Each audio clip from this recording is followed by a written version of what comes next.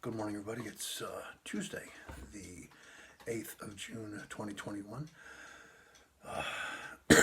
Very good morning to you. Let me see, a bit cloudy, dampish looking morning. I'm on a summer schedule now, so I'm not working till later in the day. So I got a few hours before I have to go to work, and just wanted to share with you something from Proverbs chapter 8 this morning. It is June the 8th. And oh yeah, William's birthday. Happy birthday to our grandson William. And I hope he has a really, really good day today.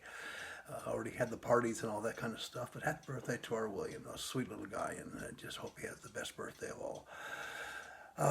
But Proverbs chapter 8, in this little phrase here, in Proverbs chapter 8, we find the speaker of Proverbs chapter 8 being wisdom. And it takes a little study, but wisdom here is personified in Jesus Christ. Okay, let me just share some things with you from that. I picked this up when I was starting our Bible study on 1 John. Let me just share a few things with you here. Here, wisdom is speaking. Starting in verse 23. Let's start there. And we're going to see here that wisdom here is a picture of Christ, and we're going to see one special thing towards the end here. That's an extra, but let me give you some background for this. Wisdom writes, "I have been established from the everlasting, from the beginning, from before there ever was an earth.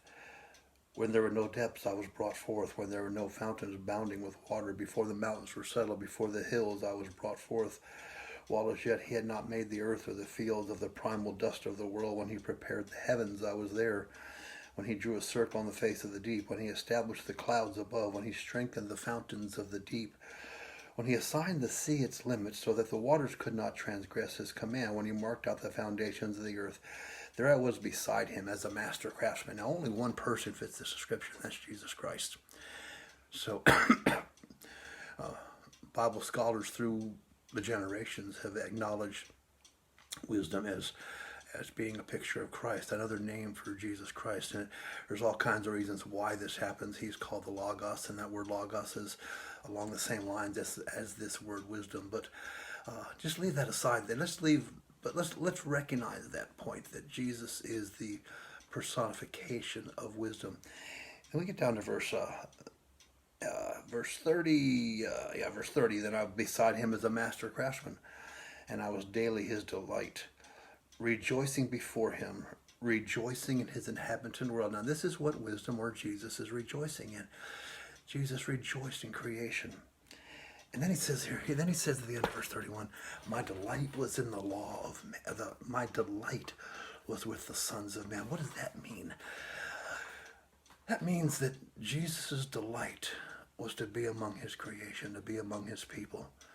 That's his joy. That's why John 1 talked about how the light came into darkness. That's why 1 John talked about where John writes about how we've seen him, we've heard him, we've looked upon him, our hands have handled. He's been manifested to us, and he dwelt among us.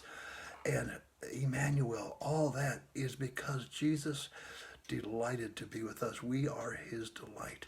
We know that happens over and over again, and the whole thing is God delights to be among his people. In the book of Zephaniah, God writes that he rejoices over us with joy. He loved us. He wanted to be with us. He wanted fellowship. He desired fellowship with us. That's why this whole book of 1 John is about fellowship with God and fellowship with each other. And that's why he came. That's why Jesus came to earth, knowing the fate that was before him. He came because he delighted to be among us. He wants the fellowship with us. How do I know that? Look back at the very beginning. Look at the Garden of Eden. When Adam and Eve sinned, and God had a habit of somehow coming down and walking through the garden with Adam and Eve. And when they sinned, they hid themselves from God. And God, where are you? Where are you? You're not here for our daily walk. Where are you? They were ashamed for their sin, and they'd hidden themselves from God. What a joy it is to know that today, this Tuesday, the 8th of June, 2020, that Jesus delights to be with us. And the question we have to ask ourselves, the question we have to ask, do we delight being with him?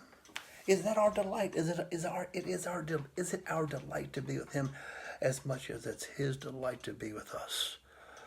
That's why we need to start our day in God's Word. We need to spend time in God's Word throughout the day. It needs to be an integral part of our day. He wants to walk with us. We know that from the very, very start. Yet, we don't always want to walk with Him. Can you imagine? We can't even put it in our perspective. But God did all this for us. He gave His Son. He loved us. He paid the penalty for our sin. And yet still we kind of put Him back on the back burner. Jesus said, my delight is with the sons of men. I delight to fellowship with my people. And we have to ask ourselves, do we have the same delight in fellowshipping and walking with Him? What the early morning challenge, isn't it? Do we delight to be with Him as He delights to be with us? God bless you guys, and we'll see you, God willing, tomorrow.